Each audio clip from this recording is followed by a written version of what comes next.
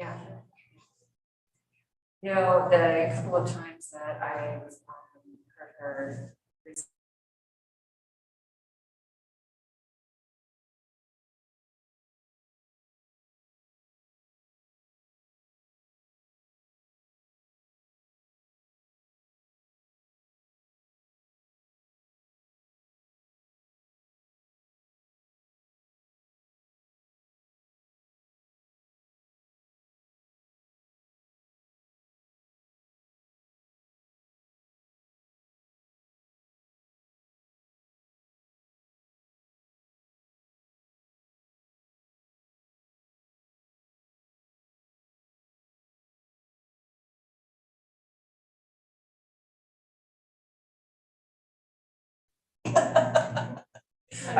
Can we turn that speaker like completely, like turn it all the way down or something where it's not? Hello? You can hear me right now? Okay, all right, and I'm not hearing it feedback through the speaker, so I think we're okay. Yeah, I think just in general, I want to get out a little bit earlier on Friday and actually enjoy, you know, whatever is.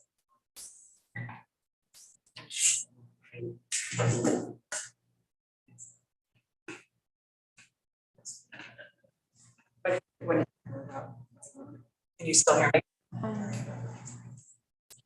Over the computer? Oh, okay, and I try to camera. Karen, is it sounding a little bit better now? It's on YouTube.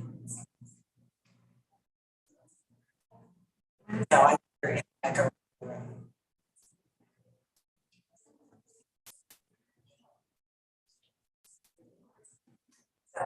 Hello? Yeah, I'm not echo. Oh,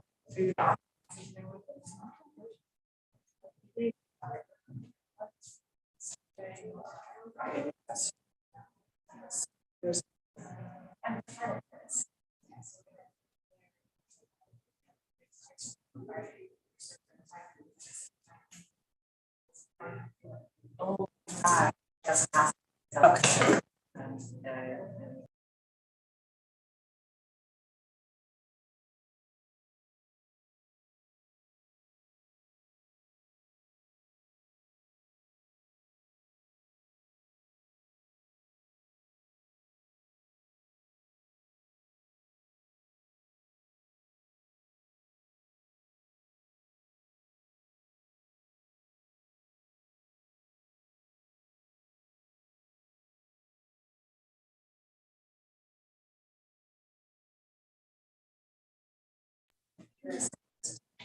Hello? Hello? Hello? Is it echo? And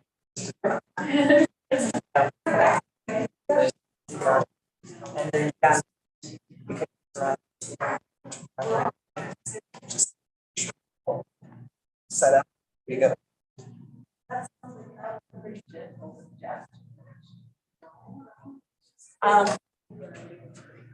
If you're looking at the room, I'm up here. I'm excited. Let me go stand here. Is this better or sporadic?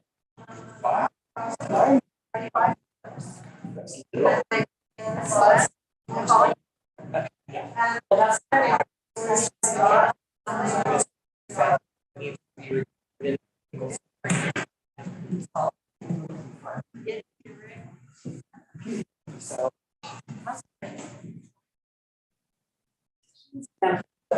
next question, what is that? What is the you know?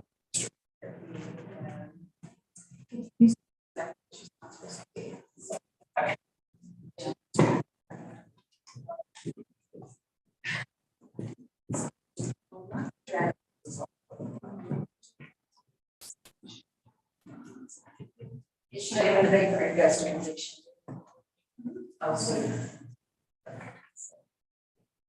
That was my son I was just talking to, because I don't think he's gonna make it, but yeah, my husband will be here on the 2nd, and hopefully a younger son, but yeah, it's just, it's crazy. It's just flying so fast. What are we gonna have? It is. It's crazy. Yeah. I hope Betty's not gonna try and do all that stuff that she. No, because I just told her, I said, I think also it would be a lot easier just for.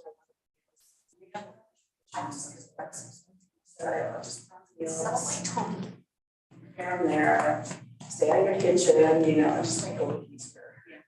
I think, Steph and Nikki, her two daughters, they should be here at the end to try and tire it out, because she just, honestly, yeah, she can't. Yesterday, she was still suffering today from like. Yeah, it's just, I think he is, I don't know that it's extra, but try to get you. I know, but we appreciate it. I did, drink water, yeah, stop doing this. She's just so usually. I know, she does without trying to, so she gets frustrated because she can't. Yeah, I can hear it. Do what she used to. It's fine, you know, it's just be stuck with yourself, you know, because she keeps injury things, yeah, it's just. I hate to give that. Okay, yeah. And by the way. Yeah, no, that would be great if we could do that when we're not in the time crunch and before the meeting. And yeah, this will get us for the rest of this so that. Oh, I'm sorry.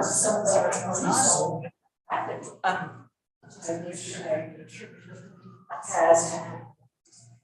Just, Yeah, no, it's just energy from our, trustees especially. And so it makes up part of what they said. And then even if you're not part of, you're just carry, you know, everything you're saying like 2 seconds afterwards. so we have to create a trench. So it drives people to this conversation. Like all the way down, yeah, and I just really, yeah, so that's been a project. I'm sitting there. last year. And granted, I'm gonna have to check with Barb, but it's just gonna come down to either the trustees are gonna have to learn to speak louder, or we're gonna have to do that. It's not I think the trustees are just gonna have to. So.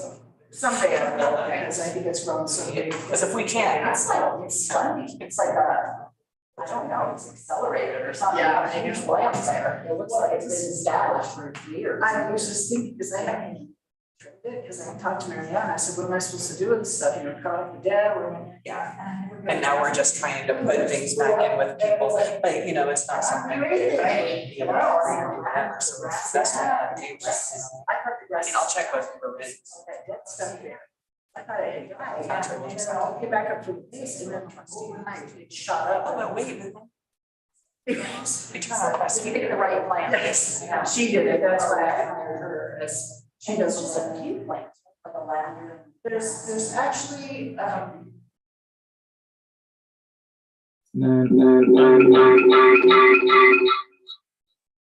All right. Can you hear me? I'm guessing.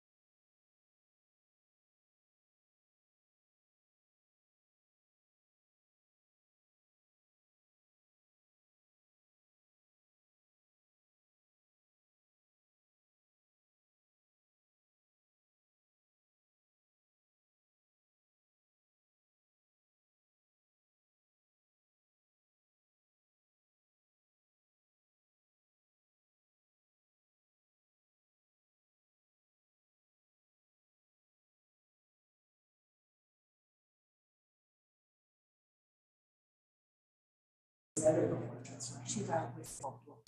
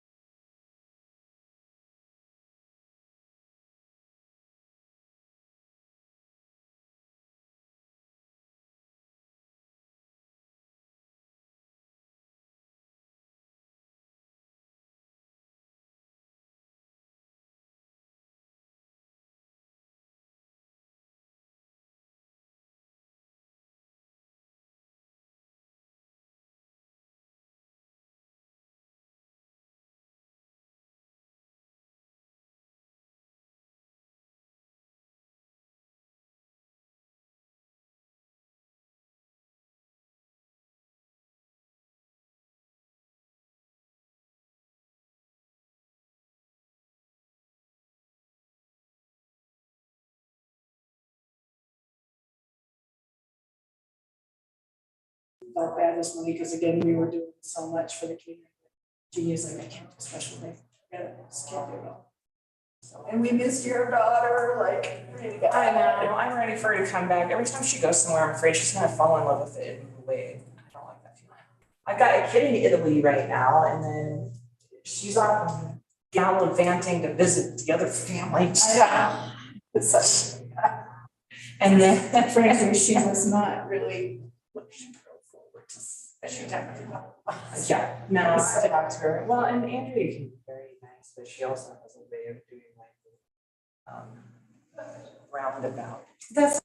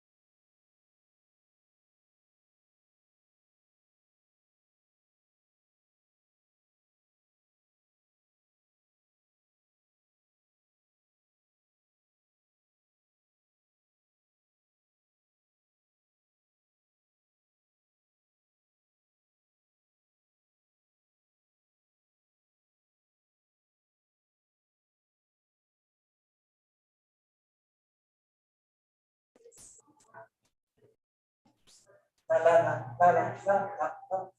La la la la la la la la la la. La la la la. Do you have those, did you have those?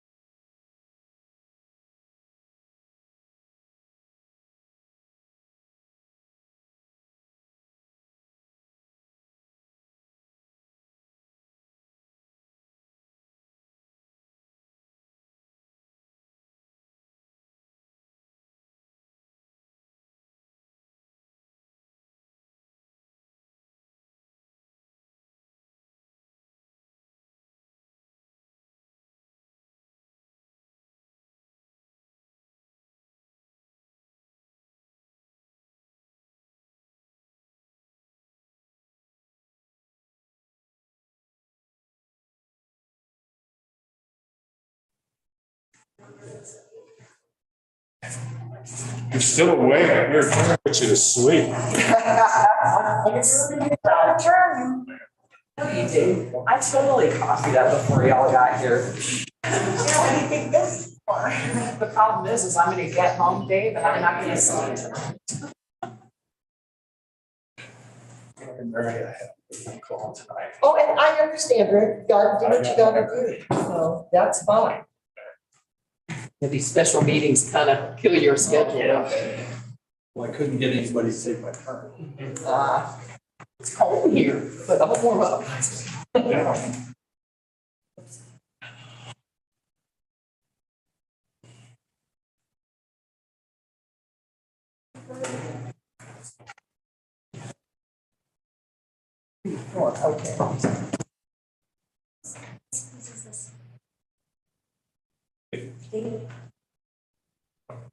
Okay, the time is, I have to step out for just a minute. Yeah. I'll be right back.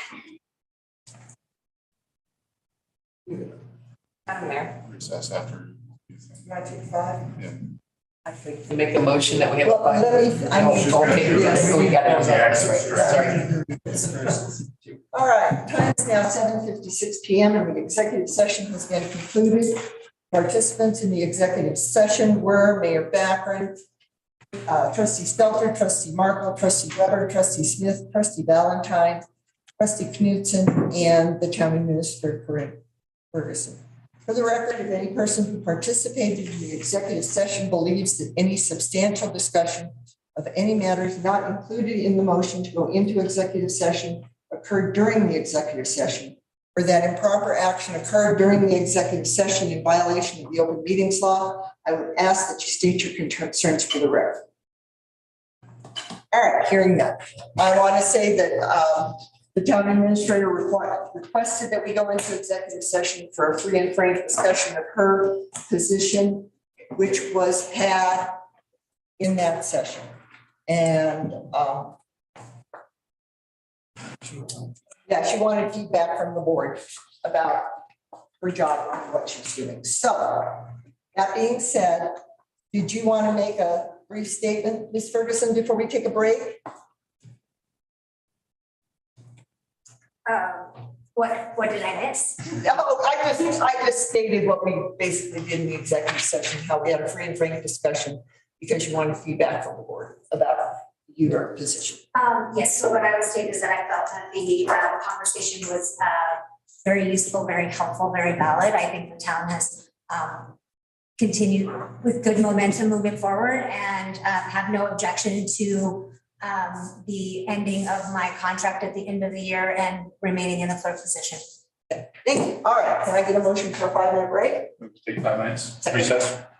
Second. All in favor? Aye. Opposed? All right, 5 minutes, so 8:03.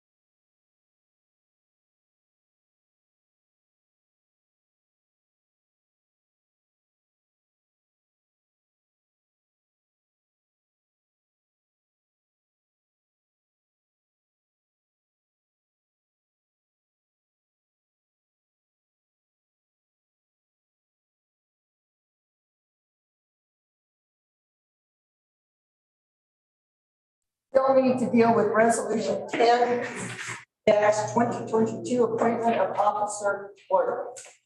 Can I get a motion, please? Where's your man? Well, that's a different motion. Let's deal with the clerk position. So I make a motion that we appoint Corinne as clerk. Do I have a second? I'll second it. Discussion from the board? Discussion from the public?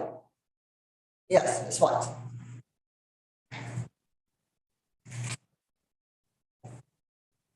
I think Corinne has a good opportunity here to be a good clerk, but I think there's a lot of training that she still needs to receive. And I hope you guys can encourage that into the future as far as learning the significance of the statutes and how they relate to town function and our ordinance and land use, even the voting process.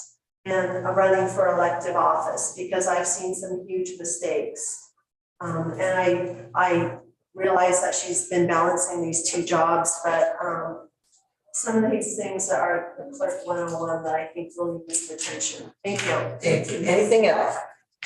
All right, we have a motion and a second to appoint Corinne as town clerk. All in favor? Aye. Opposed? All right, that motion passes. All right, board appointment of mayor pro tem. This is up to the board to decide who they would like to be as mayor pro tem. I think Mr. Knudsen has done an admirable job as mayor pro tem. I mean, it's basically read things to go into executive session and then take over when I'm not here. But if somebody else would like to step up to the plate, he has expressed the opinion that he would be happy to give it up if somebody else wants it. Since he's not here, we should appoint him. Oh, we did, okay. Was there a motion to, it sounded like it was a vote as I walked in? Yeah, the town clerk, we're gonna have Okay, to. was there another motion for that? No, Dave, when Dave comes back, we'll have. Unless you want to do it. Did you, to do a motion, haven't finished talking about the search? Yeah. No, we did, we have not done that motion. Okay. That's very well. I guess you want to wait on Dave? Well, you can do it if you want, Thomas, you know. Yeah, the appropriate for Dave to do it. Okay, There's no motion on the table, you could do it. And we have to move down to the next. I'm going to wait till Dave returns Okay, to do all it, right. take any more business. then let's talk Mayor Pro Tem. Second for that motion. Oh, I don't think we need a motion. to wait for I Dave. move that we suspend business until trustee Knudsen returns. Okay, a second. All right, this seems to be. What's this ETA? He doesn't live that far away. Where Need you to go? go home. He went home to get his hearing. So, well, there is no second, there's a second on that motion. Well, the motion's gonna die. So what about the search for the administrative position? Well, do you want to make a motion to that effect? Yeah. I make a motion that we initiate a search for a town administrator. Okay, do I have a second on that? Second that. All right, discussion from the board? There he is. There he is. Okay. We're talking about, Dave just made the motion about beginning a search for a town administrator. Oh, great. Is it seconded? Yes. So discussion from the board? Yes, Mr. Markle? I think that this is the opportune time if in December, at the expiration of our administrator's contract, we want the opportunity to hire anybody else, then we need to begin the search now. So this is only appropriate and does not affect the administrator's contract, is my understanding. Does not terminate it or have any other effect on it whatsoever. Okay. Anything else from the board? All right, anything from the public? All right, we have a motion and a second to begin a search for town administrator. All in favor? Opposed? All right, that motion passes. Now let's go on to the mayor pro tem. Would anyone like to volunteer for this position? It's wide open. Only if I'm voted in. I will not volunteer. Mr. Markle? I'll volunteer. Okay, can we get a motion? You don't want it anymore? My life goal was to be mayor pro tem and I'm not achieved. You've reached the highest goal possible. Okay, so I make a motion that Tom Mark will be the mayor pro I tem. seconded that. All right, all in favor? Aye. Opposed? All right, that motion passes. All right, next on the agenda is the sidewalk fund repair. I have a secondary motion on that agenda item.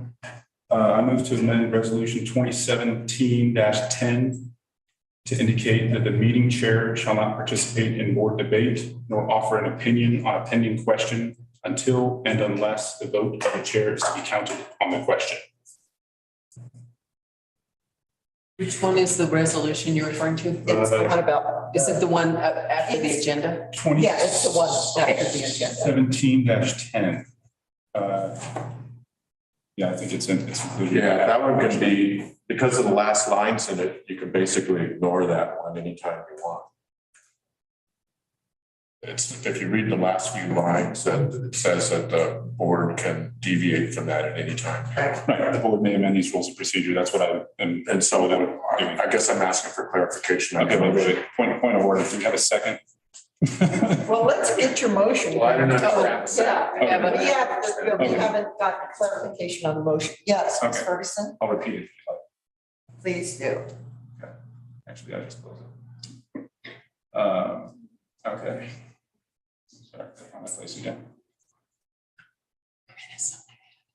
Yeah, go ahead, Ms. Ferguson, while he's doing that. If I may, trustee Marco, only for, to save the board time, there's actually an ordinance that was passed a few years ago by the board of trustees that enumerates the responsibilities and the mayor's ability to speak in the meeting. And so if my belief would be that if the board wanted to amend that ordinance with the enumerated rights, you would need to do it via ordinance, not resolution. Do we have a reference to that ordinance? Yes. I think I. Is it 2220? I haven't read it. That one was last revised before 6. And look, I think that's the duties of the mayor. That's what you're talking about. There is, okay, there's resolution 2017-06 that says each member shall recognize, there's a couple things. The mayor shall be responsible for presiding over meetings, except the individual may. Okay, so I can read the relevant ordinance and resolution if it helps for the second. All right, let's get the motion My there. motion is to amend resolution 2017-10 to indicate that the meeting chair shall not participate in board debate or offer an opinion on a pending question until and unless the vote of the chair is to be counted on the question. So it's distinct from mayor, it's chair. And the conduct of meetings voting, this is section 2-2-80, which references the mayor. Meetings of the board of trustees shall be conducted by the mayor according to the most recent version of Robert's Rules of Order. At the hour appointed the meeting, the mayor shall call to order, or the members shall be called to order by the mayor or by the mayor pro tem. Questions relative to the priority of business in order shall be decided by the mayor without debate, subject to appeal. Any motion or resolution shall be reduced to writing if required by the mayor. Those are only mentions of mayor and conduct of meetings. For the actual resolutions, let's see, it was 2017-10. So this is ordinance of the Board of Trustees.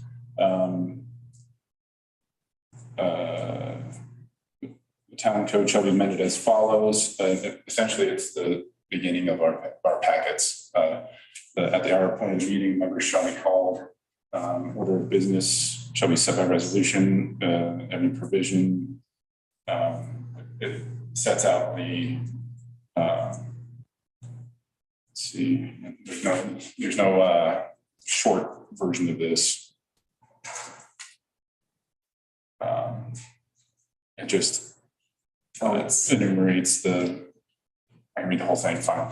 Okay, if it helps. Whereas the town is a municipal corporation pursuant to Article 2, Section 2 of the municipal code. The legislative body has the power to adopt such laws as it deems proper. Conduct of meetings of the board of trustees is set forth under Article 2, Section 2-2-80, which I just read, of the town municipal code. And the board of trustees, the town adopted town plan resolution 2017-10, which is this resolution, sets forth a proposed agenda and order of business of the town board of trustees meeting separate from the provisions of Article 2, Section 2-2-80. Whereas for more efficient administration and management of regular meetings, the town board of trustees wishes to remove the proposed agenda and manner of conduct for meetings from the town and municipal code and have the scheduled meetings for the town board of trustees governed by resolution. Now, therefore be ordained by the board of trustees, the town of Paonia. The recitals of this ordinance are adopted as findings of the board of trustees in support of its enactment. Town code shall be amended as follows. At the hour appointed for the meeting, the members shall be called to order by the mayor or in his or her absence by the mayor pro tem. The town clerk shall proceed to call the roll, note the absentees and announce whether quorum is present. If quorum is present, the board of trustees shall then proceed for it. Order of business for the board of trustees. Meeting for the town shall be set by resolution as adopted by the board. If any provisions, severability clause, existing ordinance are hereby repealed, etc. Effective 30 days. So I thought that this was the most appropriate and easiest way to have a rule set forth to restrict the chair's input on questions before the board. Anybody care to second the motion? I'll second it for the Okay. procedures. Yes, Mr. Quinn. I've served under two mayors, and in both cases of the mayors, I believe being mayor and the interaction they have with staff brings a lot of information that we as individual trustees do not have privy to. Therefore, I've always valued the input of the mayor. I'm totally against restricting the mayor as one of our fellow trustees entering an opinion. She is not, or he is not, a neutral facilitator. The mayor acts as a member of the board of trustees, and I would like to hear their perspective and their opinions before I cast my vote. I don't want to restrict it in any way.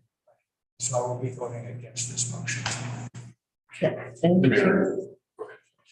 Mr. Valentine? The mayor is a fellow trustee. So what do you see we gain from this? Point of fact, the mayor is not a trustee. The mayor is a board member, but not a trustee. So I think that I also, my experiences with the past two mayors, I see frequently, well, almost every time, the previous mayor would insert their opinion in every matter that came before the board at length. And I see it happen quite a bit. Actually happened several times this meeting where our chair sees fit to interject and give an opinion often before a second is even made. And this is something that I brought up in the past. Not only does it take time, but just as good citizens and good people, we follow direction of our leaders, wherever they come from. And if I want to be a good citizen, I will follow the rules. If our chair indicates that they wish us to decide a matter or give us an opinion, not only is it a waste of time before taking the vote, but it reduces any neutrality on the issue. If we want to have good decision-making, we need to listen to ourselves, to our hearts, and what we know. And granted, the mayor may have privy information that we don't have, but that can be stated as a matter of fact rather than opinion, and should be. You'll note that specifically in the motion I say, shall not participate in board debate nor offer an opinion, right? And Robert's rules is very clear on this. I can read you, there's several citations that are included in there. I'll spare you since I read so much to get here, but it's very clear that when a chair indicates how they want, when they lose neutrality on an issue, it scares the board and reduces respect for the position of the chair itself. So I think I suppose I'm mayor pro tem now, right? So if I'm running a meeting, I will never offer my opinion on any matter that is before the board, even if I am as a trustee, right? I noticed that Dave, you did this when you ran a meeting several weeks ago, last month, I guess. I will recuse myself from voting, and I will not. You are allowed to vote. I know I'm allowed to. I think that I understand that, but as a matter of principle, I think it is wrong for the chair to taint the discussion. There's a shall here. Shall. Yeah. Any other discussion from the board? Well, as long as I still have an opinion. Or can still speak. And can still. You better speak now. Piece. You know, again, Robert's Rules of Order does make exception for boards, small boards. And it specifically gives the mayor a lot of power that larger boards don't get. But this board has not taken the opinion that I won't make motions.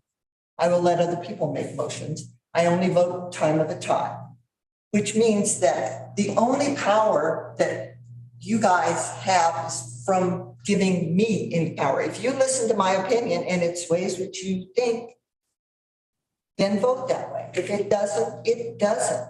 I'm just another member of the board. That's all I am. The powers invested in me are very, very few. And I have a First Amendment right, just like everybody sitting in this room has a First Amendment right. And as long as I exercise that right in a respectful manner, following the rules, then I see no reason why I should not be allowed to express my opinion. Any other discussion? Let's see if anybody else has something to say. I don't see that the chair has any influence over a vote other than convincing somebody with a good argument. And I don't see that this really is an issue. It shouldn't be an issue.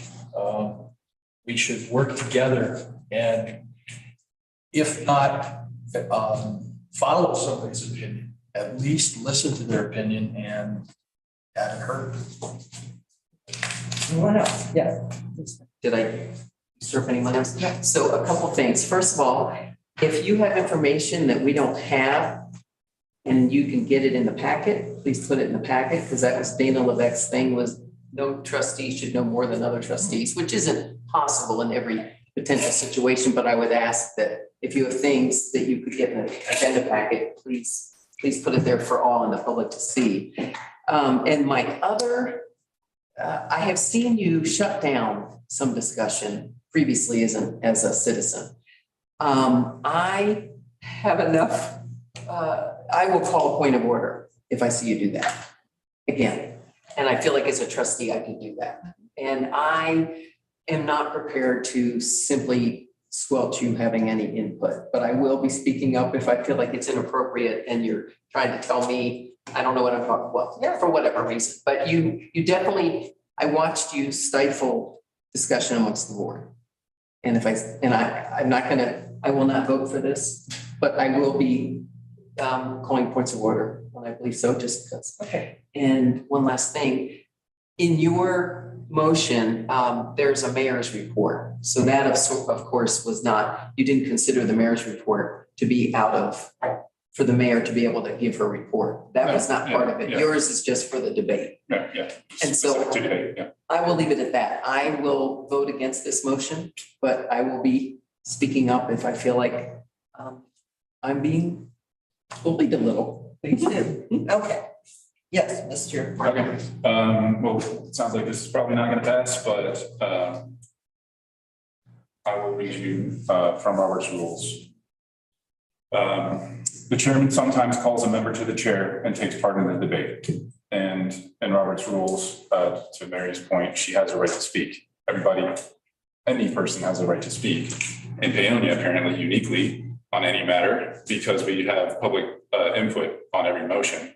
So the proper procedure, as I see it, would be to relinquish the gavel, relinquish the chair, and join the public. State your case, because that removes you from the elevated position of chair and allows you to speak. Robert says this should rarely be done, and nothing can justify it in a case where much feeling is shown. There's liability to difficulty in preserving order. If the chairman has even the appearance of being a partisan, he loses much of his ability to control those who are on the opposite side of the question. There is nothing to justify the unfortunate habit some chairmen have of constantly speaking on questions before the assembly, even interrupting the member who has the floor.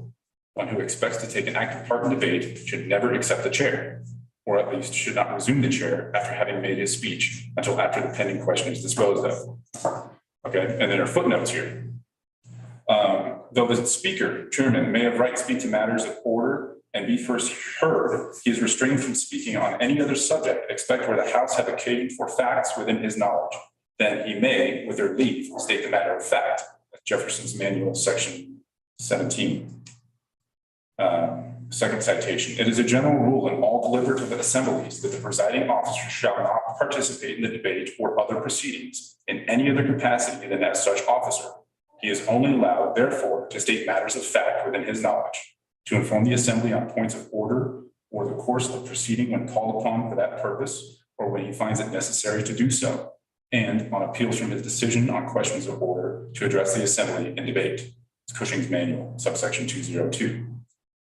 And to Mary's point previously, for small groups, in large boards, business is transacted the same as in society meetings, but in small boards, the same formality is not necessary or usual.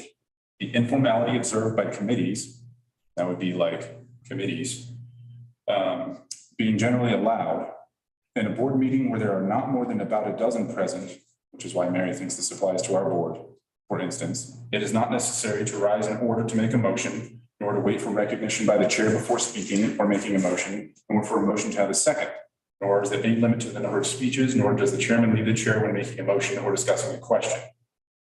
Formalities, that's the part she likes. The formalities necessary in order to transact business in a large assembly would hinder business in so small a body. Now, in my analysis, and I can talk about this tomorrow in the, I suppose, the IT committee report, but we spend a lot of time listening to the chair. And I think that it can be, our meetings can be expedited dramatically by reducing the instances of opinion. And our decisions can be made more fair and neutral, and the will of the board can be heard without undue influence. Anyone else? All right, anything from the public? Yes, Ms. Watts.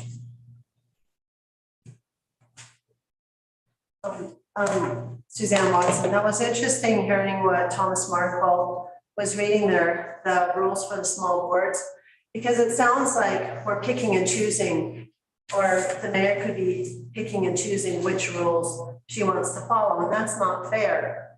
You know, if you say I can speak because the small board says I can speak, but in Roberts it says small boards don't have to call for recognition. I just don't know who's making the rules here. What I see is an ability to pick and choose, and it gives you an unusual power because you're the only person that's put in this position as a chair who can make these decisions, but you're just using a mishmash of rules, and it has the appearance of benefiting you. What resolution, can I ask what resolution you were referring to initially? 2017-10. Okay, so were you looking at section 6, the last sentence, subject to the mayor's discretion, board members shall be limited to speak 2 times when debating an item on the agenda. making a motion, asking, or making, are not counted as speaking in a debate. So what I'm saying there is if it's subject to the mayor's discretion, they can decide that, well, I don't need to speak too much on that, so I can limit discussion for the board. But if they think they want to speak a lot, and that's where it becomes unfair, is because you've got these powers and abilities that none of the other board are granted, and then you can use them to your advantage. I think the last mayor, who was Charles Stewart, we would call it pontificating on every single topic, and it would make, and he'd say things in 3 different ways. And I think the current mayor thanked Charles for teaching her the job, because that's where she learned how to be a mayor. I think that was a speech in the beginning. And I think that tradition of pontification has kind of stuck with the position, and I think it's dangerous. The mayor also has the ability to set the agenda, and they can keep things off the agenda. They have this unusual ability to almost censor what gets put in front of the board. And so when they can also pontificate a lot and opine on things, I think, and they're also the decider on who gets to speak, I think there's an element of unfairness and a little bit like, you know, having Julius Caesar up there at the front of the room. And it makes me very, very uncomfortable. Thank you. Thank you. Anyone else? Yes, Ms. Patterson.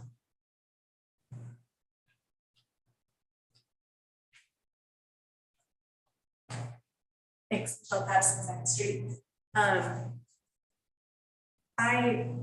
will say that I personally have felt stifled by the mayor, but I do not think that's a problem unique to this board or unique to our previous board even. I think it's a fairly common problem in board meetings for something like that to happen.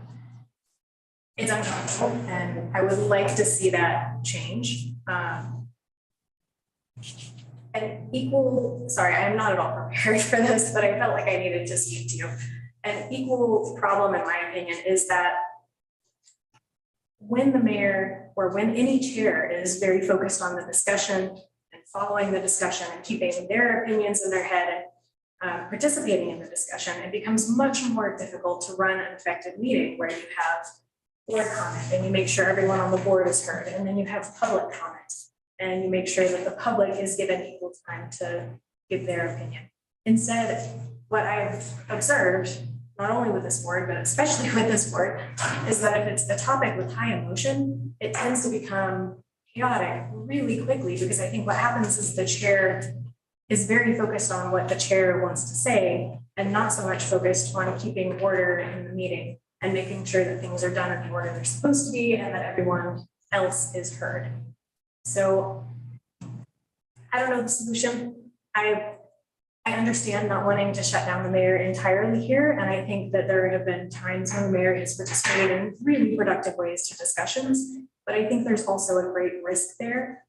And I would go back to what I suggested a year ago, 2 years ago, which Suzanne Watson has also suggested, which is bring in a parliamentarian that can run a meeting or several meetings for the board, and everyone can see what it's supposed to look like when a meeting is run very smoothly and managed by someone with that kind of experience.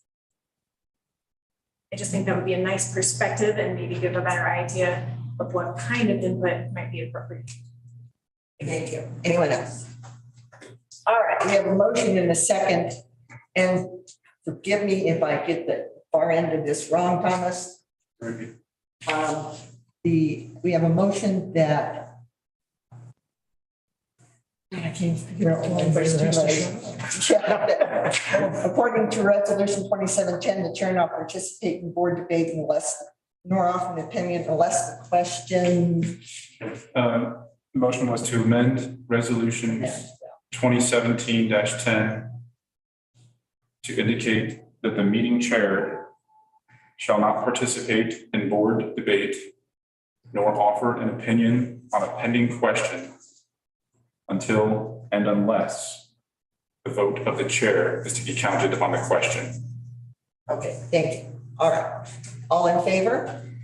And I do want to make sure that you understand that this does not preclude you from offering an opinion if you were to vote. Okay, thank you. Right. All right. All in favor? Aye. Opposed? Nay. All right, that motion fails. All right, next on our agenda, which I have. Can I do a follow-up motion? I don't know if I can.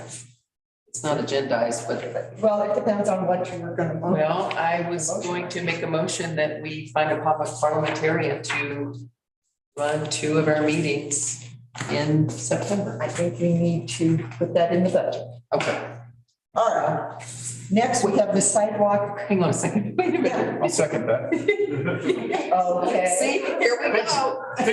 Okay, so this is precisely what I was talking about. And that is not offering my, but all right. So we have a motion and a second to hire a parliamentarian to run a couple of our meetings. Discussion from the board. And I said in September. Fine, and still, it's those budget year. Right, but my motion is, I want to make sure it's clear, to hire a parliamentarian to step in and run our 2 meetings in September. Okay. So, Do I just so we have a time. motion and a second? All right, discussion from the board. Is it in the budget? No. Okay, The law. so I don't think I could have scripted a better illustration of what I was talking about. Thank you, Mayor. Which is why I said, wait, Yeah. wait. All right. No discussion from the board. All right. Sorry. Discussion from the public. Yes, Ms. White. I'm very in favor of doing something like this. I think it would be very instructive for you, very instructive for the audience, because we're looking at future board members out there, clients too. And as far as not being in the budget, there are a hell of a lot of things that haven't been in the budget that have just happened this year. Tens of thousands, maybe hundreds of thousands of dollars that still haven't been brought before the board, that have just been done. So I don't think that flies. However, I do want you to consider doing this, and I want you to vote for something like this, but I want you to think of when is the most practical time to do this. What will you be doing in September? I really support this motion, but is this going to be really fraught with budget meetings at the time? And perhaps, I'm not saying it has to be in the budget, but what I'm saying is the best time maybe in December after some of the rush. So I would hope that you would vote for something like this, but I would like you to consider when the best time is that you're most receptive to learning. And I certainly would love to see this happen as an audience member. So just to ask, I'm very supportive of this, but I hope you wouldn't just say no, but I hope you can think about practicality and negotiate something that works. Thank you. Yes, Mr. Martin. Move to amend the motion to investigate the cost Okay. of. Well, it seems like that's an entirely different motion. Let me, I would like to withdraw my motion Thank you. Thank to do exactly, because I was gonna do exactly what you're saying. So, yeah, And I would like to suggest that we put it in the budget for next year and possibly do it in January. I know it's a long delay, but that's after the budget crush, and budget really hammers us. We're gonna be doing nothing but budget from probably the end of August until the end of December, and it's intense. And we need to get it done. And to bring somebody in that isn't in the mix, isn't in the process, would possibly inject more chaos than it would help. Running the meeting is one thing, but with the subject matter, I think the institutional memory is really important. motions. That motion is rescinded. Okay. I'm going that we price out hiring a parliamentarian to chair a meeting. Okay. Do I have a second on that? Second. Discussion from the board. I think it'd be an interesting experiment to try it. But you're right, we don't want to step on the difficult subjects. There's always going to be some kind of contention. And in January, I think that's a good time. Because there will be something coming up in January. And again, we're probably hiring a we'll have a new administrator and it would be a good time to train. Anything else? from the board? So the motion was to price it out, right? Right, price out a position to Okay. run a So this could be a special meeting, you know, it could be a meeting specific to meeting procedure. You know, we don't have to necessarily have a regular meeting or a budget meeting to do this, and it may be less expensive than we think. And I also have heard secondhand that other communities in our area have done this and found it to be extremely helpful. Anything else from the board? All right, public, yes, Michelle.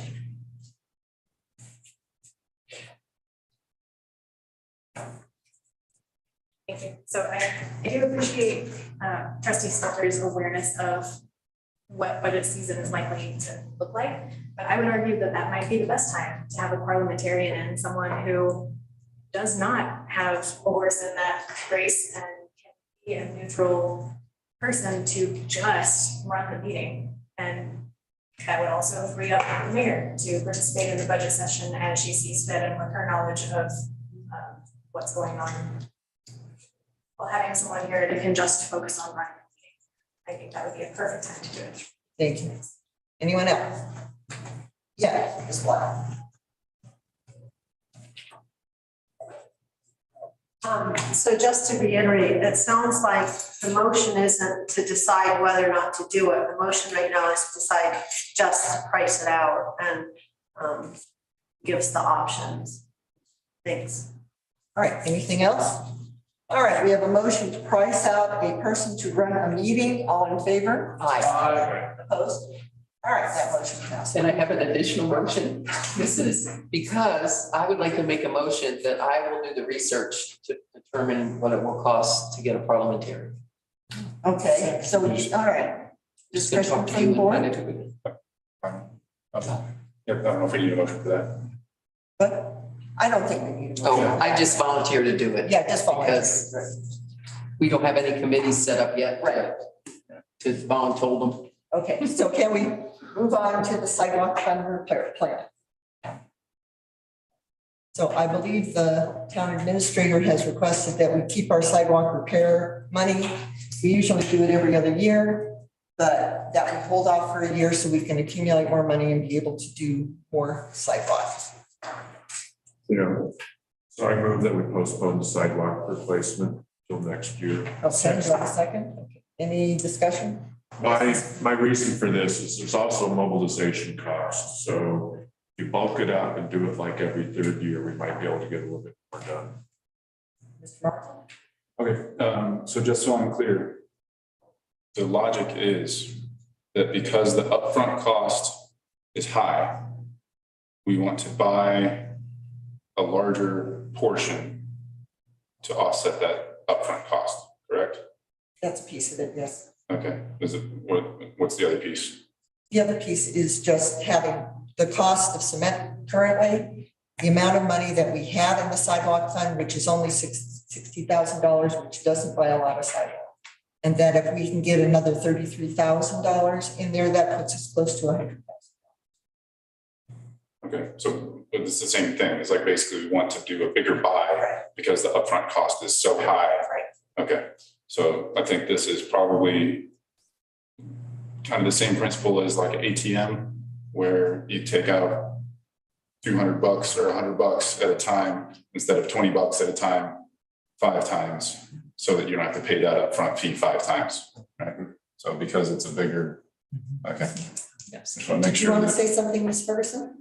I just wanted to add that this wasn't only so that we had more money to pour concrete, it's also because we've been actively participating with the tree board and other entities about having discussions about alternative methods for sidewalks that are less impactful on the trees. That's been an ongoing conversation at the board level and in the community as well. And it allows those conversations to continue as well so that we can take that into consideration, because it's very limited if you're only thinking concrete and you're only thinking in relation to trees, is pretty limited what your options are there. So that was the other reason. It's not just the dollar, it was also.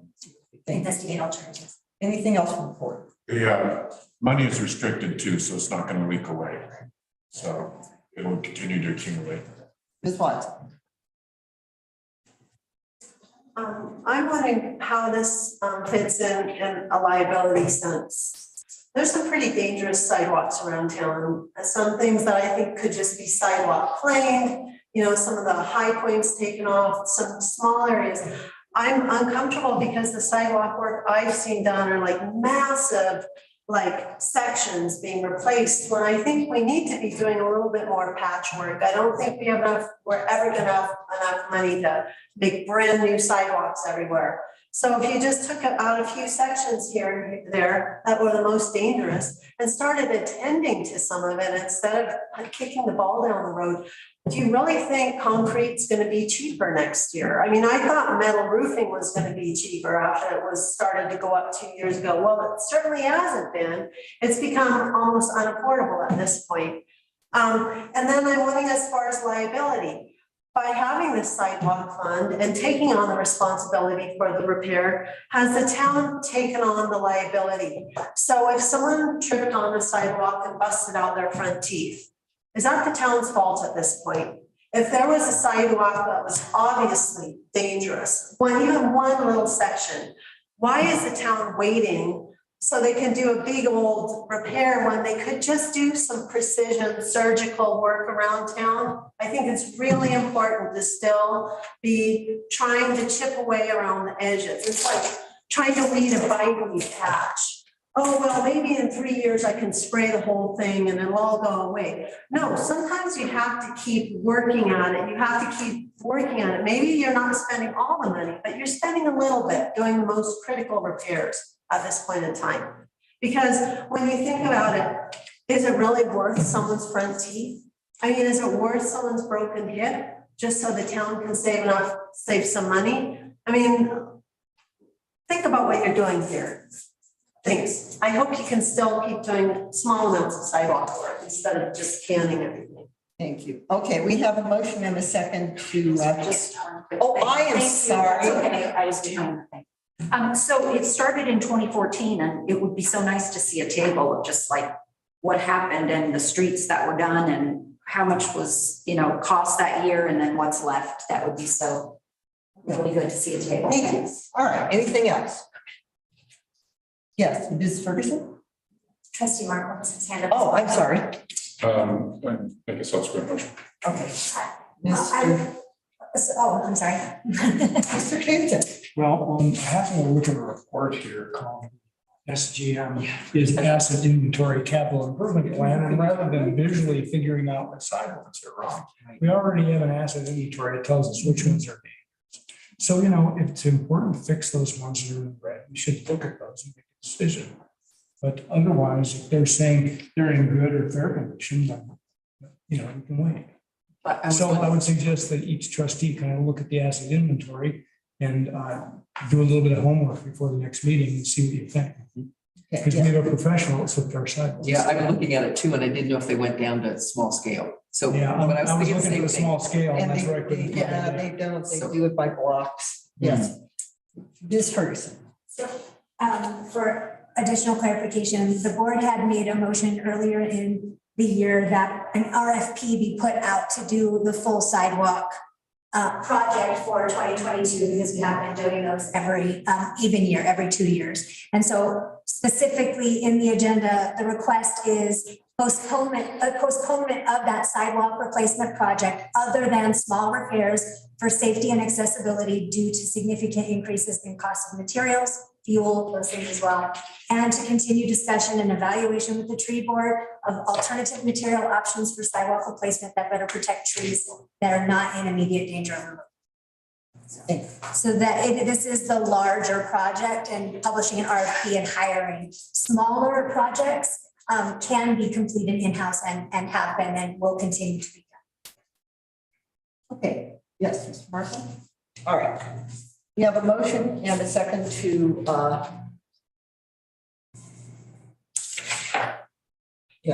motion and a second to delay repairing the sidewalks until 2022. All in favor? Aye. Opposed? No. All right, that motion passes. Yes, Mr. Martin. I move that we direct staff to investigate finding a concrete grinder to address problem sidewalks. Okay, do I have a second? Second?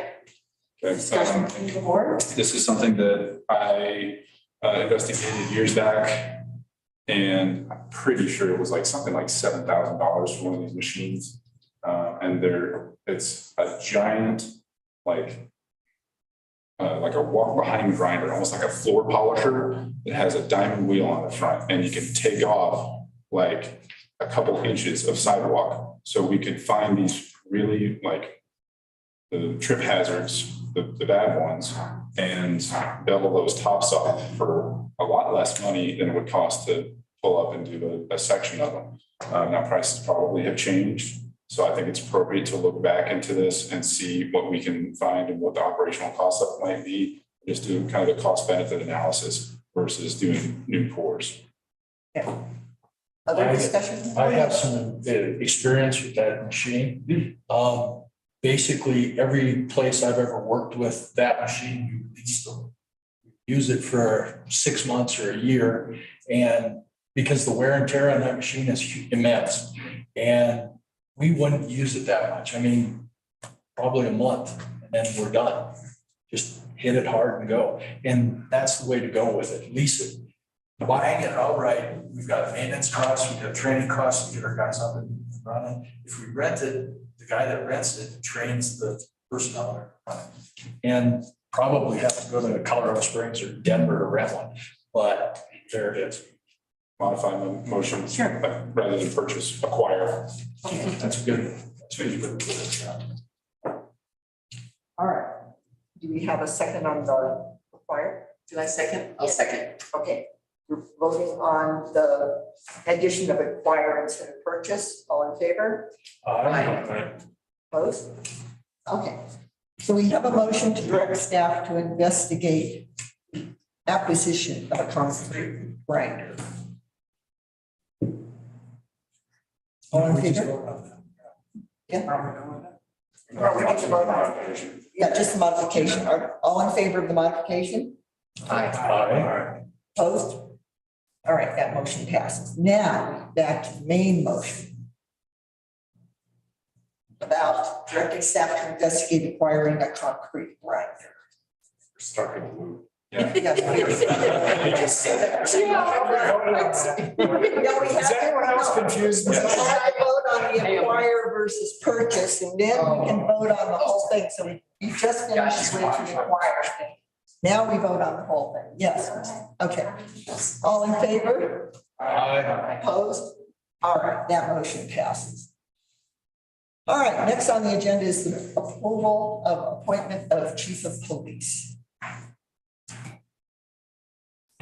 Ms. Ferguson, would you like to explain your process in all of this, please?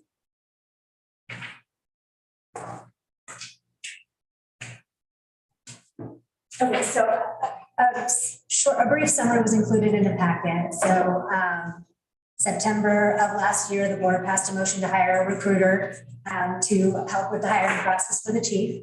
And so we went through let's see here, November 9th, 2021, the board passed a motion to remove the prohibition on the town administrator management of the chief of police from the administrator contracted attachment. At the regular meeting, November 23rd, the board passed the motion to accept Chris Lowe with Governmental Professional Solutions to provide that professional search service. And they also approved trustee Knutson to participate in the process. Through that process, there was the process was long as far as defining the goals and speaking with the community and the board members on what they were looking for in a chief of police, what were the main criteria for evaluation of the applications.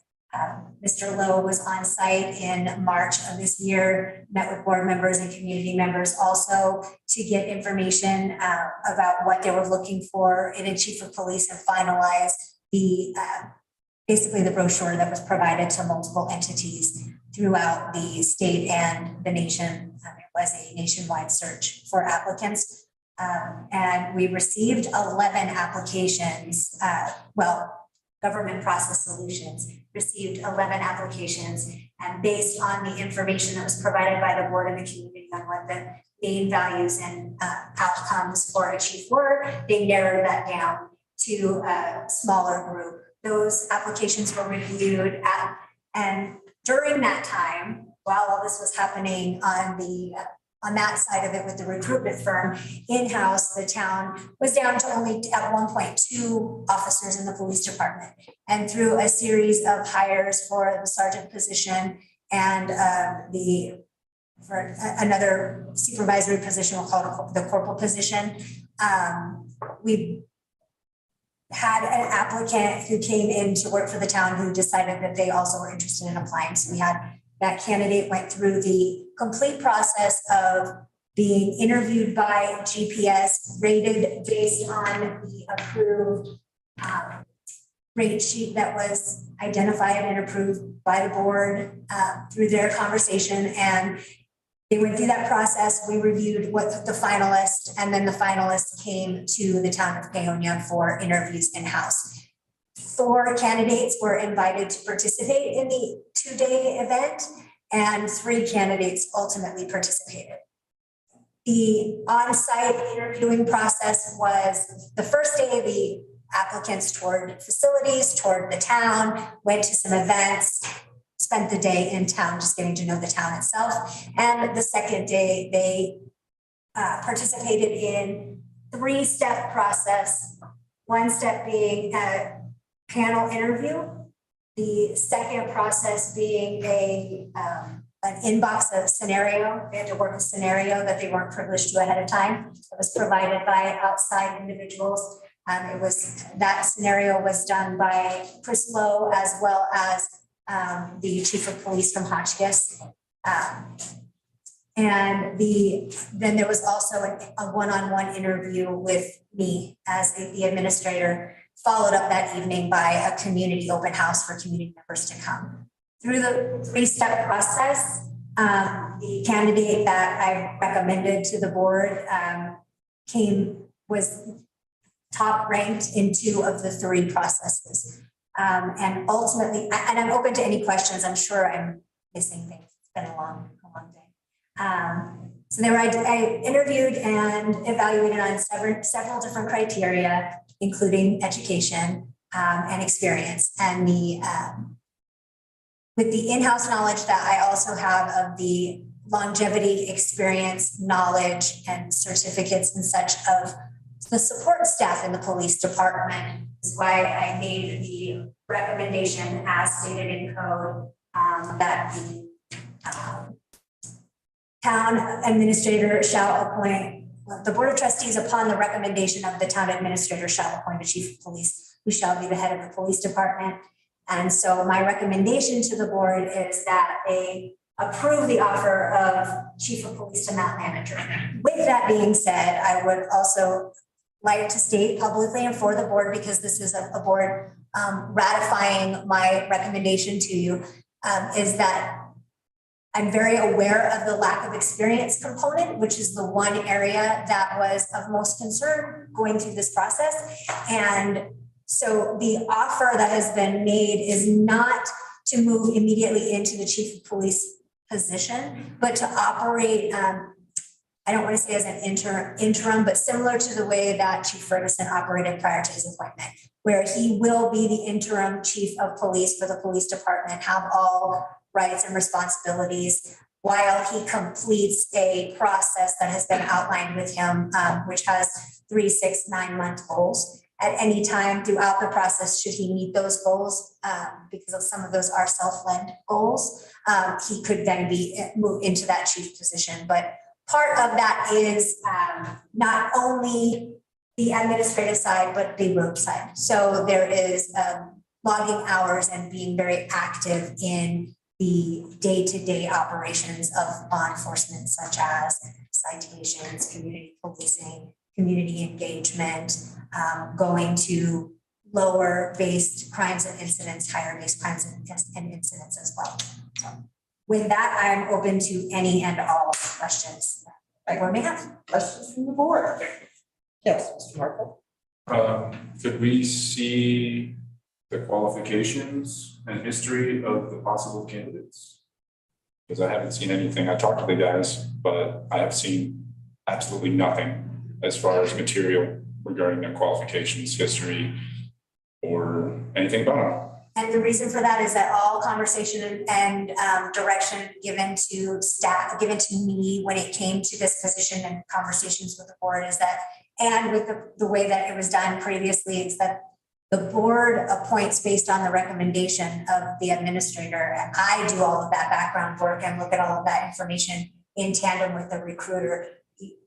We don't go through the entire process and then give all of that information to the board and have the board then go through that entire process of reviewing and evaluating their application and resumes as well. So that's why those were not provided.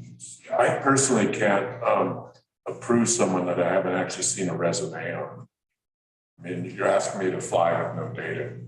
So I would abstain from this vote just because I'm not qualified to make a position. I'm kind of hoping, I understand why you might not have put resumes into the public packet, but they could have been put in our boxes or emailed to us separately so we could actually review the potential candidates ourselves and that therefore make a qualified approval.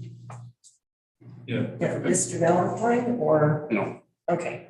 Do you have anything? Elizabeth? Well, I guess I would ask, what was it about your in-house candidate who now has employment goals that made him a superior candidate to the two others that were here? It was the process that they went through on site.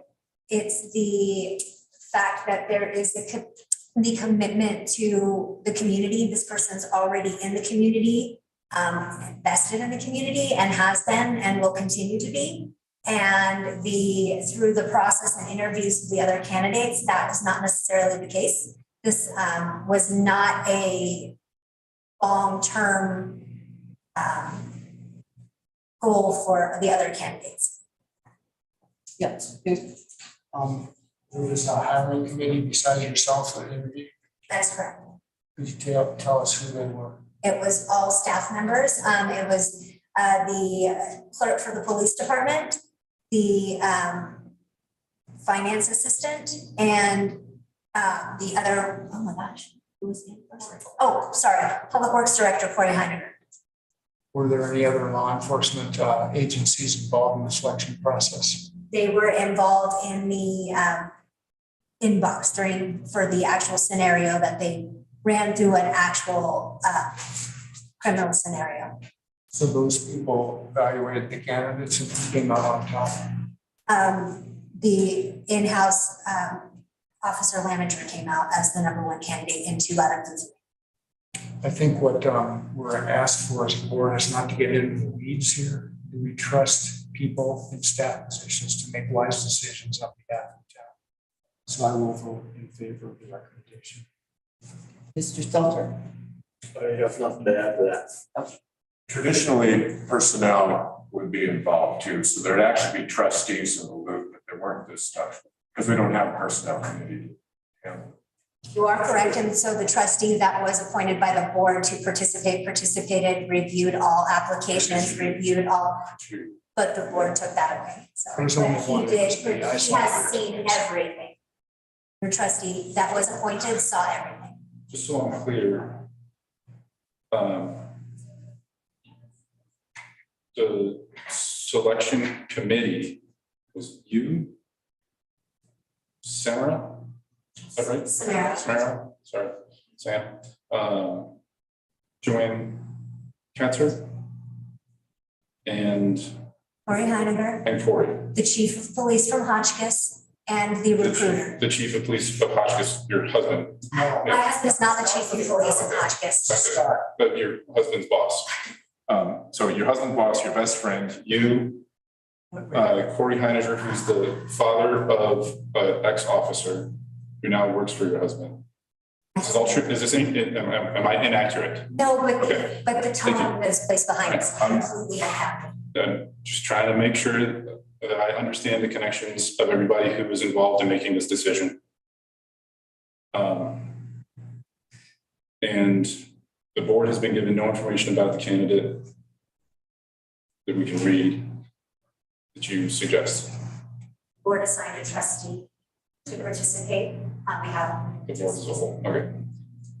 Yes. But trustee Knudsen wasn't part of anything other than seeing resumes He was and not meeting, part, right? Right. and the interviews.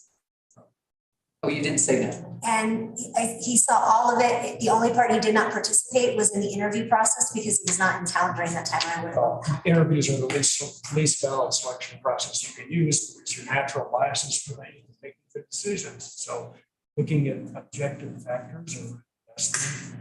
I put more weight on an in-basket exercise than I do on any experience. And I've hired law enforcement officers for 6 years.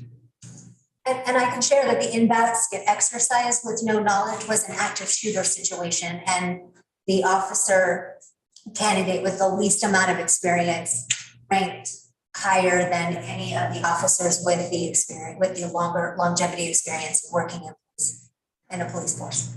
And that was ranked by a recruiter and a chief of police. I was not privileged or part of that scenario.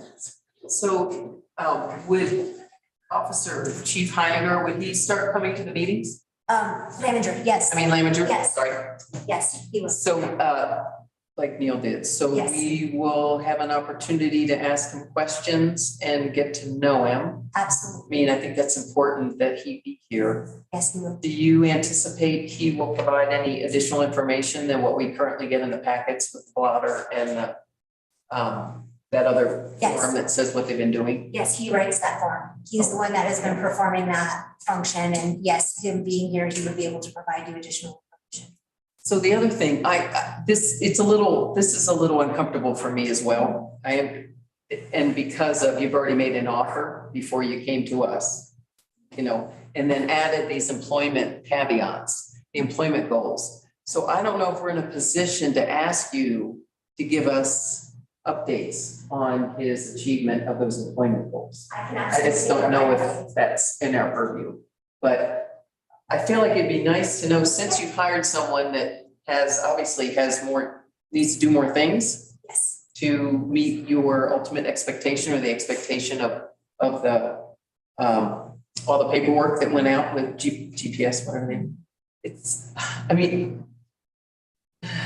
I'm just disappointed that we went through all this and we end up with a local person who has to do a lot of training in order to be police chief. I was hoping, a lot of your goals, whatever the employment goals are. So I'm just concerned about those employment goals, and if he doesn't meet them, where are we? Yes, Mr. Knudsen. I'll try and calm myself down before I speak. Okay.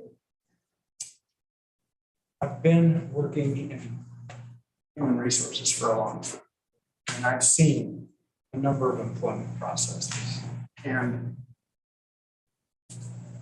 I was also involved in the decision about whether we should just go ahead and hire the internal candidate who looked pretty damn good, and whether we should waste money on bringing these external candidates back. One thing I've been saying, I've been involved in the town since 2010 in various capacities of hiring. And I've watched our recruiting things.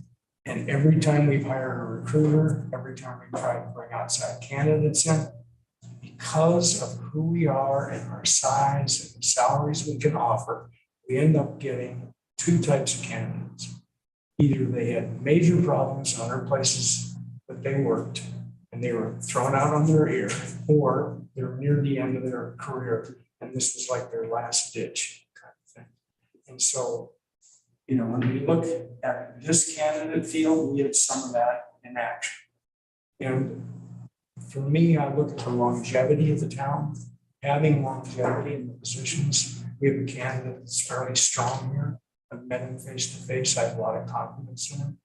But I feel like the process was thorough. A number of police officers were involved. And I read an article that influenced me a lot, and that was in the Grand Junction Sentinel about the town administrator. I believe it was either Frida or Palisade. She was hiring a chief of police. And the article described an interaction in the board meeting. She came to the board and said, this is my recommendation. These are the 5 candidates I evaluated. This is my evaluation of candidates. This is my recommendation. They accepted. And I thought, wow, that's really different than Paonia, because we do a deep dive into the weeds. Every time the administrator makes a decision, we want to second guess it. We want to go down in the weeds and play Monday morning quarterback with it, rather than trusting that the person has the best intent and the best interest of the town. And that's what I feel is the dynamic that I'm feeling right now, is that we don't, because there's coloring confidence administrator, there's a lot of questions about decisions. I'd like to do a point of order because I think you're being a little too personal with the trustees and myself. There is no point of order for being. No, I feel like I'm being lectured. You are being lectured.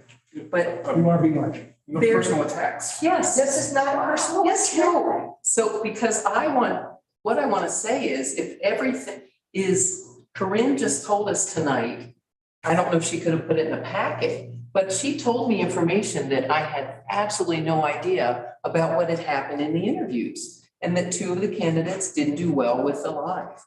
That is not in the weeds. I am asking, what made you choose this person? And Dave, and then I have to say, what you just described, which you said you did in anger, is exactly what we need to know. Yeah. So we are people representing the public. And we need to make sure that when we're going with something, it has nothing to do with my confidence in Corinne. It has to do with turnover. You know, is this the right person? He has goals to be met. Why is that?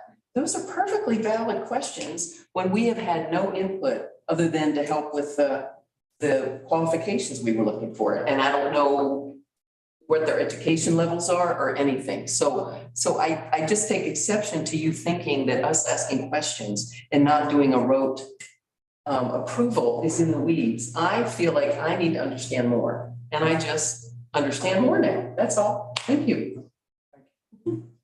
Yes, Mr. Silver. We hire very expensive consultants, and professionals. And the recruiter we hired was fairly expensive. And he went through the process along with our administrator.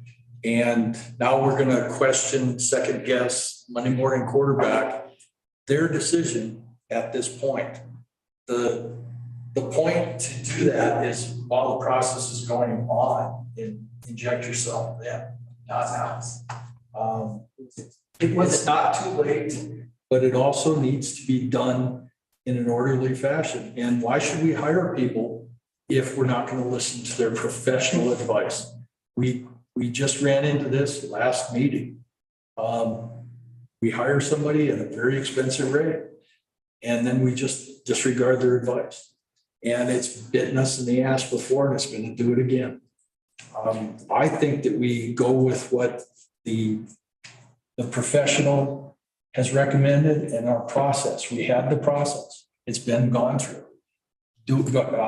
Arguing it and rehashing this over and over again does nothing but spend us into the midnight hour. I mean, we're right in that right now. Anything else? Yes, Mr. Mark. I appreciate trying to get through this. I think that what we're doing is setting up. I really appreciate the police force in this town.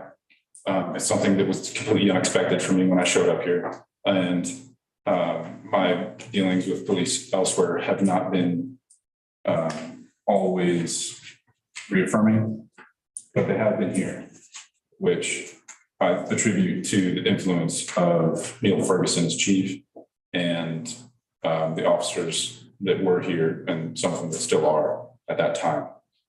I think it is an incredible asset to our community when we have a police force who does their job with humility and respect and does so with without ego.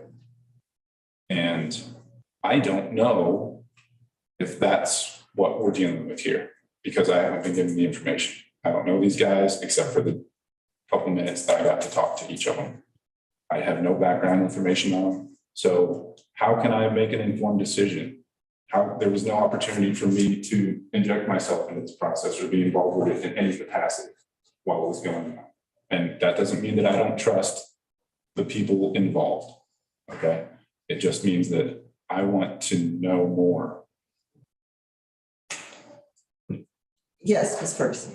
I would say that I can accept and understand what the trustees that have some concern are stating, especially since they weren't privileged to all of the information that a board is privileged to prior to them taking seat. And I would say that because this process has been ongoing since last year, and this board just took seat in November. So I do recognize that. But I would state that again, and just reiterate that it's the tone of our community, what is an asset, and all of those things that Trustee Marble has pointed out, to have an attitude of humility, to want to serve your community, to be active community policing, which were all specific guidelines that were asked from the board on to rank and rate what it was that they felt overall they needed in a chief of police with the resignation of the previous chief of police. And those were the things then that were taken into consideration through this process. It's always a balancing act on deciding how much information to put in and not put in a packet. The reason that the board doesn't have the information when it comes to goal setting, which would happen with any of the candidates, there's specific goal sets set for this candidate based on his strengths and weaknesses, just like there would be specific goal setting for the other candidates based on what their strengths and weaknesses were. I just want to state that those aren't in there because while this is a position that the board, due to the way that our code is written, gets to still ratify through appointment, it's a position that still is managed and under the purview of the town administrator. So those goal sheets and things like that that are very specifically designed for an individual employee are not a document that the entire board would be privileged to.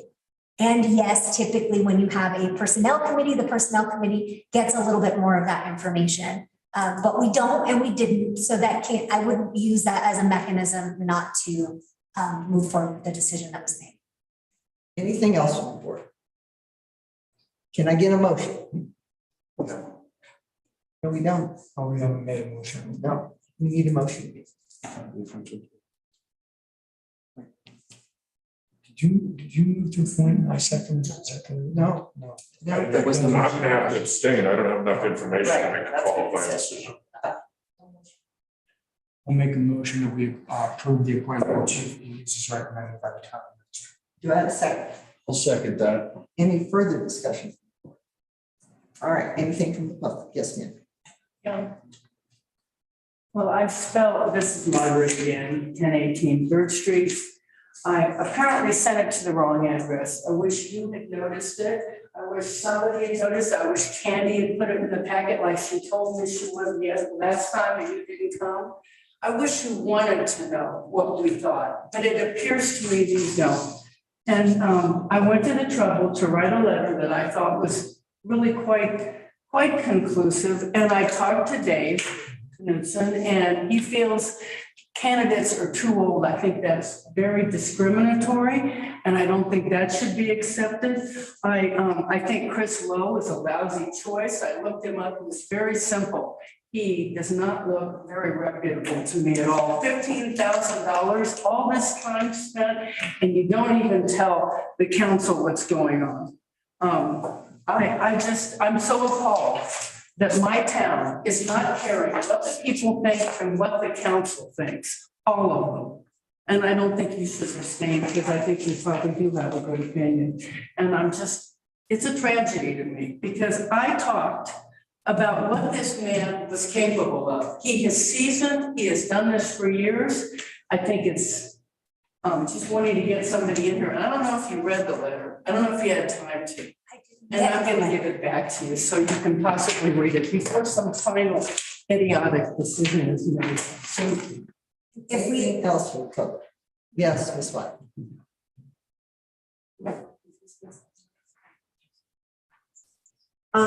I don't have an opinion about Officer Laminger. I don't know him. I suspect he's, a fine member of the community. But what makes me sad is I think the process has been tainted by, I don't know who you're referring to as we have to trust the professional. Who exactly is the professional? Can I have an answer on that? Recruiter that we hired for $15,000. Yeah. Okay, and also Mr. Knutson, who has 30+ years of experience in this. Okay, but you're not supposed to be acting in professional capacity if you're a trustee, is my understanding. Okay, so, but what I would like to say is, and then I heard the whole staff was on the selection committee, and then I heard that it was only a few staff members. So which was it? Was it the staff? It was a rating of the staff, or was it just a few staff members? The staff members that Ms. Ferguson mentioned. Okay, so I heard that she said the finance assistant. And that makes me very uncomfortable because the finance assistant was an internal hire. It wasn't even an advertised position from what I understand. It's a temporary position that wasn't even budgeted for. So what's this person doing influencing hiring decisions for a chief of police? It sounds kind of like a mess. And then there's this whole discussion about it wasn't that he got hired and it wasn't, it's already been hired and because this whole appointment thing shouldn't be happening. But the appointment by the Board of Trustees on the recommendation of the administrator was what was advertised in the whole job announcement. So how could your administrator have missed that fact? And also your husband was hired with the same rules. So why is that a problem now? I just think that it's sad to me because I think the process has been tainted by your administrative staff who had very little experience probably before they came here with hiring and firing because that was not their skill set.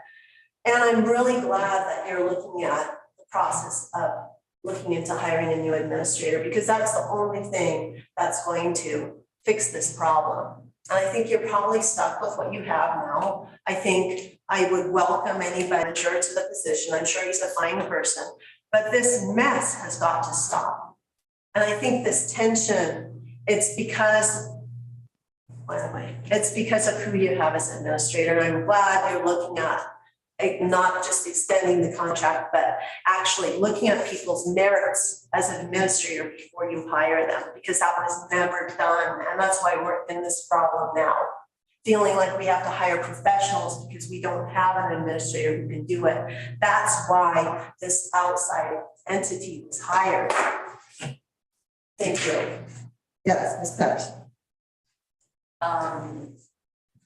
It seems a little bit, once again, the same stuff. It's not, the information was not disseminated to the entire board for them to make a good decision. And that's sort of time and time again. Chris, I don't know how the process was, how Chris Lowe was decided upon as a headhunter recruiter, because honestly, all you have to do is look up his name and you have a load of information that you question, makes him very questionable for anything. So, and as I hear, like the decision has already been made, is that the case? Like the decision to hire Matt Laminger has already been made, is that correct? So it has to be ratified by the board. And what if it's not? I mean, was he already offered the position? I don't understand. No? Was he already offered the position? An offer of employment has been provided to Mr. Laminger. Oh, for chief of police. Yes. That's so very confusing. So what does it matter if the people that are represented by the citizens of the town do or do not say yes to that? It's already a done deal.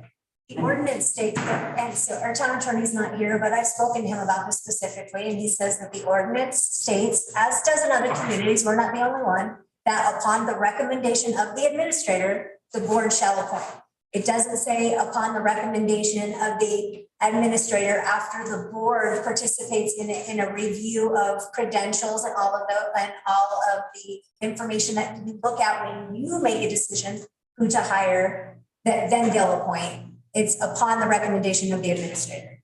The Board of Trustees put out an RFP to hire a firm. The Board of Trustees. Mayor, move to call the question. Do I have a second on that? Second.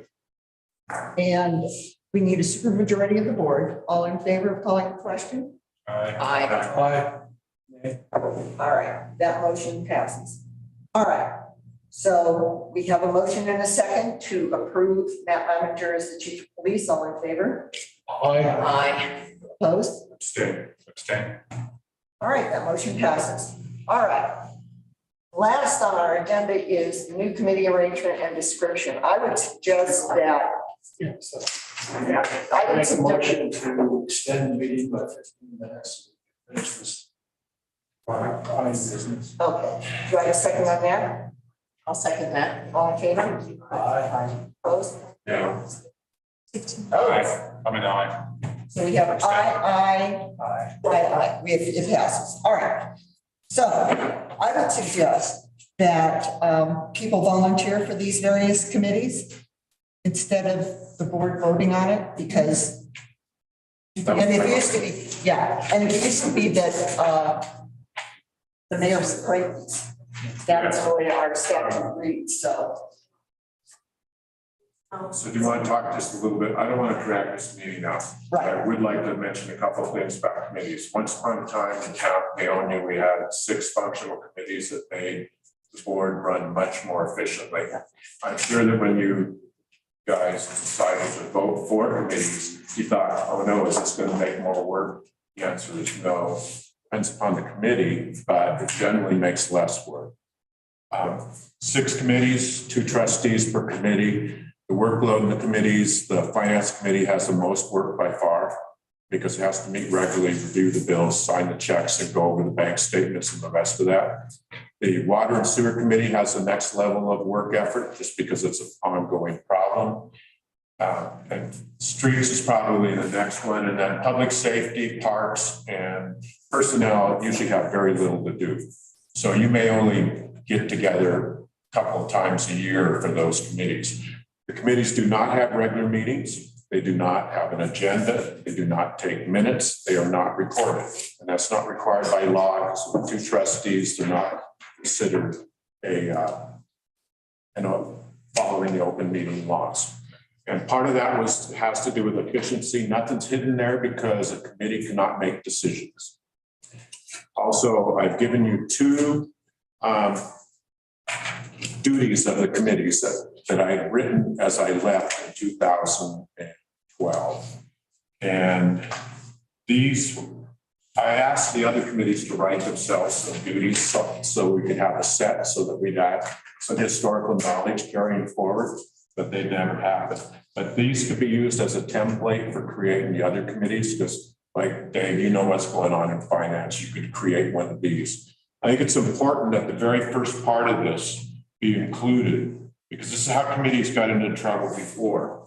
And the purpose of the water, sewer, and trash committees to assist the mayor and town staff with water, sewer, and trash issues should be noted that this committee is a part of the legislative branch of the town government and therefore does not have the authority to directly manage the public works department.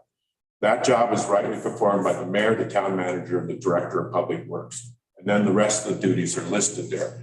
It's really important that if you're on a committee, you don't tell anybody what to do. You're an information gathering device, and your purpose is to create feedback to the trustees so that they can make an informed decision. Let me give you an example of one that actually occurred with streets. There was an adverse possession claim up on Pan American. They wanted a boundary line adjustment for about 1 foot or 1.5 feet because the fence was encroaching on a neighbor. It had encroached for over 7 years, so it was going to be an adverse possession. The streets trustees went up and looked at the condition, saw what it was physically. Because sometimes you're sitting here making decisions, but you don't even see what's on the ground. Someone's got to go and actually look at things. And then they talked to the neighbors to make sure there wasn't going to be any dissension in the process. Came back and reported back to town. Didn't seem to be any problems. And recommended to the board that they actually go ahead and approve the boundary adjustment. That would be a typical duty of streets. The other duty that happens is when the mayor or the town administrator or the head of a department, typically the mayor and town administrator though, calls in a committee. And there's a good reason to do that because the town administrator should realize that some subjects are going to be really ticklish. This Hayes building thing, that was really ticklish. What you should have done if you had a streets committee was call a streets committee in, and that way the responsibility gets to be split. You just don't have the town administrator sitting up there ready to be fried because she had made a decision without any other input from a committee. And so that splits the problem up. So I'm not going to drag this thing out. I would like to make a motion that we assign the committees at the next meeting. Okay, do I have a second? Assign, why can't we people just get do it assigned to, you want to do it now? Yeah, you just. Okay, you guys want to do it, we can fly with it. Yeah. Yeah, Okay, and next meeting. traditionally, the mayor has chosen people on the committees. The problem with that is that the mayor would play political games with that. And so it'd be better if the actual trustees chose their own committees than any unfulfilled positions, then the mayor assigns them. Okay, all right. Well, let's start finance committee. Who would like to be on the finance committee? We have I'll be one. on finance. All right, we have. That's a tough one. If I'm gonna open my mouth and do this, I want to do it. All right, so we have Dave Weber and Paige on finance. Who would like to be on parks? Okay. I will. All right.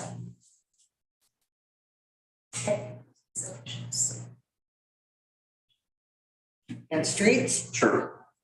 Hey, John, and somebody else? I'll have to do Does two. that include Those are finance? Yeah, you have to You do each have to do two. Okay, I'll be streets. Well, if you don't want to, then can you explain what the committees do? Will, Yeah. The committee is. yeah, the committees will come up with this thing. Okay, water, sewer, trash. Thomas? Now, Pardon? I'll be on water. Okay. On the natural. Thomas and Dave, personnel? I'll be personnel. Okay, John and Paige. And public safety. All right. Yes. All right, We fill the tickets? we did. We're all covered. Thank you, everybody. I never got to speak at the end of the last one. And I was just like, It's an alien feeling, isn't it? All right, well, we have one more thing we need to do before that. And that is, so we are asking questions. How did we do during this meeting? Wait a minute, we get to speak on these agenda items, and I want to speak on the committee agenda item, please. That's what the resolution says. Fine. Ms. Watson?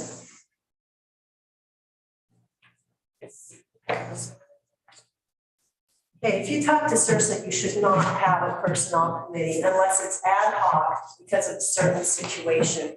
But standing personnel committees tend to end up in trouble dabbling in employee matters that your hired administrator is supposed to be doing. So that's why that is a bad idea.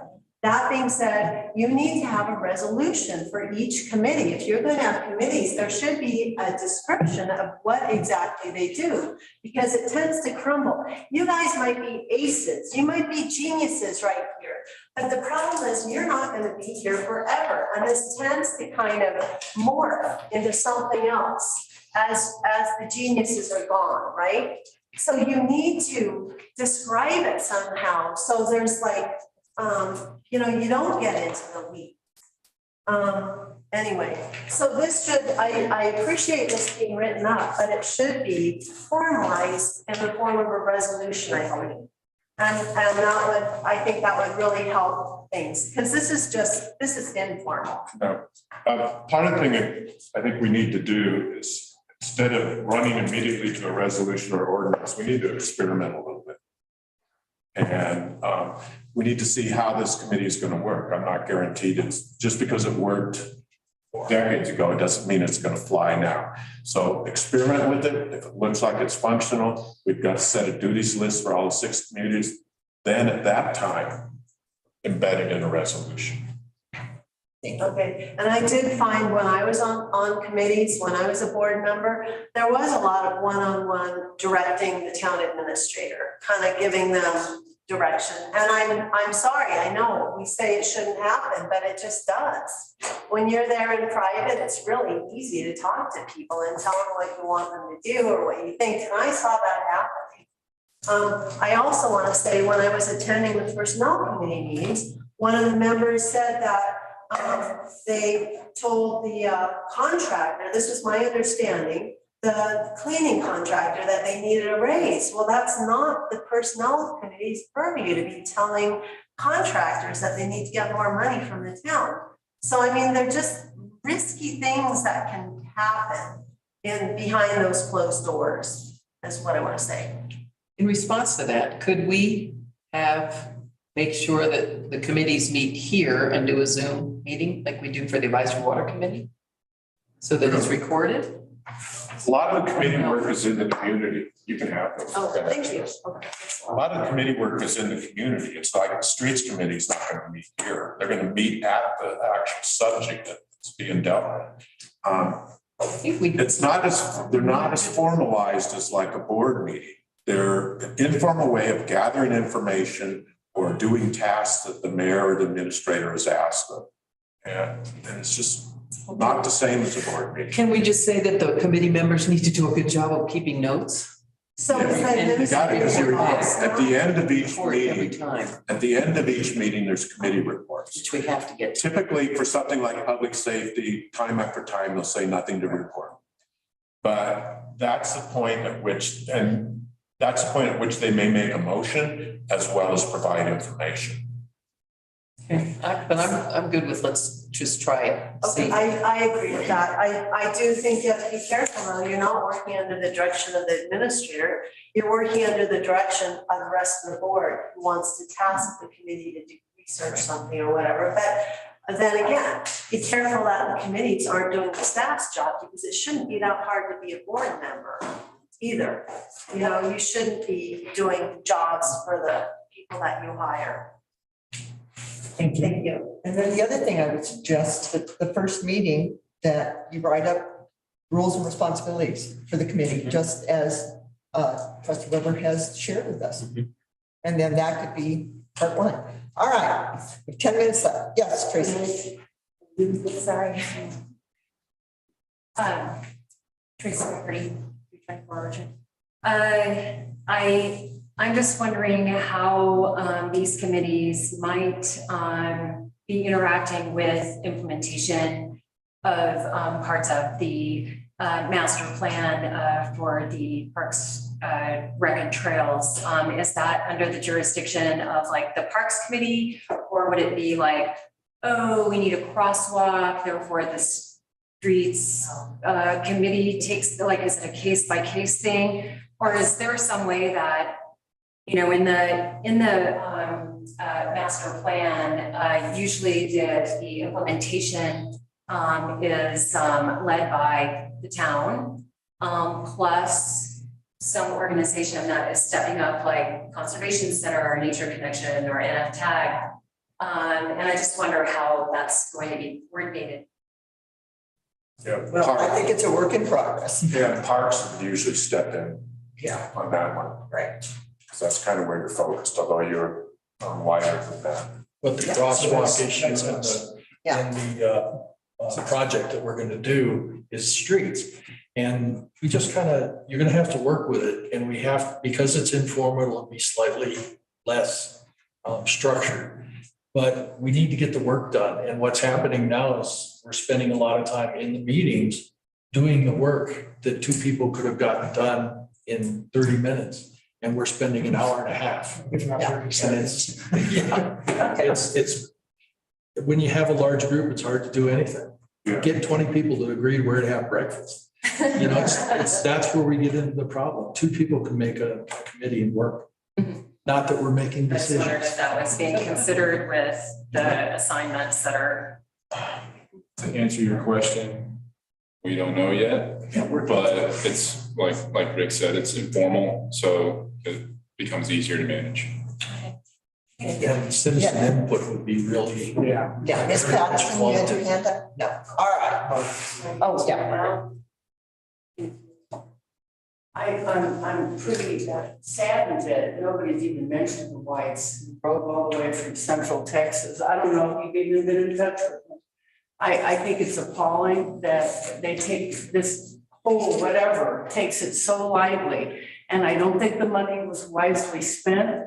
And nobody's even brought up about Chris Lowe and his, you were gonna check, but I don't think you did. And he's just, his background is appalling. 5 trustees in Monument threw him out unanimously. And we spent $15,000. I really believe you had made your decision before anybody came over here. And we had all this gracious meeting the candidates. I think it's just garbage. And I'm really sad my town runs like this.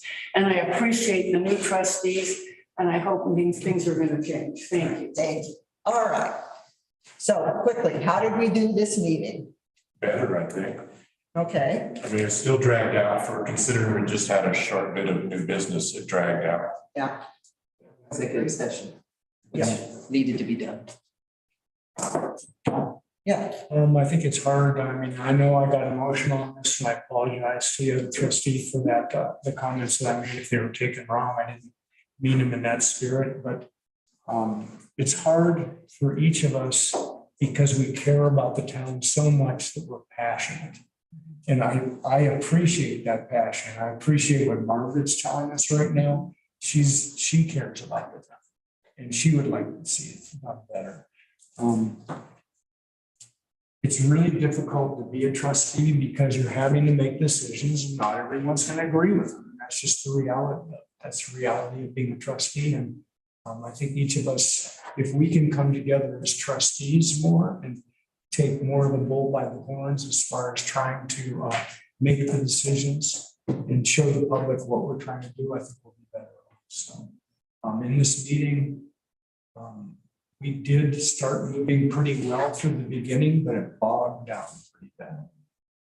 I don't take the blame for that. I came in and it bogged out. Yeah, right. All right. Yeah, sure. Yeah, no more of the meetings. That means I haven't come in late all the time. Yes, Kathy Coley, Kathy of the meeting. So we covered 7 agenda items tonight, with a couple of extra.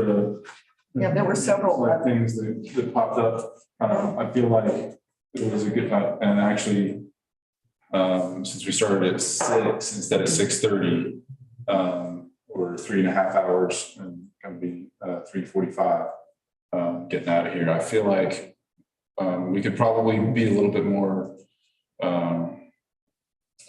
disciplined in our discussion.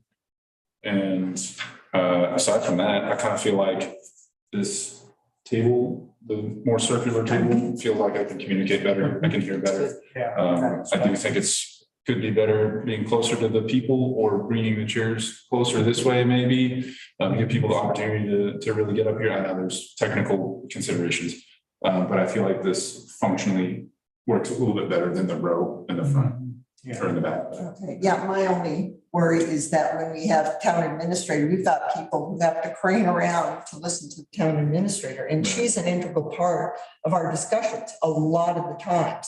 So I think if there was a way to just push it back a little bit on the end table so that people don't have to crank their necks. Or have her sit here. Also. Or have her sit at the table. Argue with you on that, but I do know that Rick has a preferred side, so maybe we can do arrangements to make it so that. My left side, my right side's deaf. Right. Okay. Yeah, so maybe having him in a different placement might help. Right. Okay. This is pretty much ideal because I can hear this way and I can turn to hear otherwise. That's worked for me. Okay. Can I just make one quick point? Sure. Because this thing is so big and clunky. I know it's good to stand here and grab it, but it's like it divides the room sort of, and it would be great if it was just like a plant stand to designate or something. So it would flow where everybody was involved in that. And it's hard to see over this, especially with the short people. Around it, but I'm looking to see maybe off to the side. And so maybe it's a smaller podium or something like that, but yeah, or I don't know where else to put it. That it would work, but- Yeah, I think. Yeah. Oh, There you go.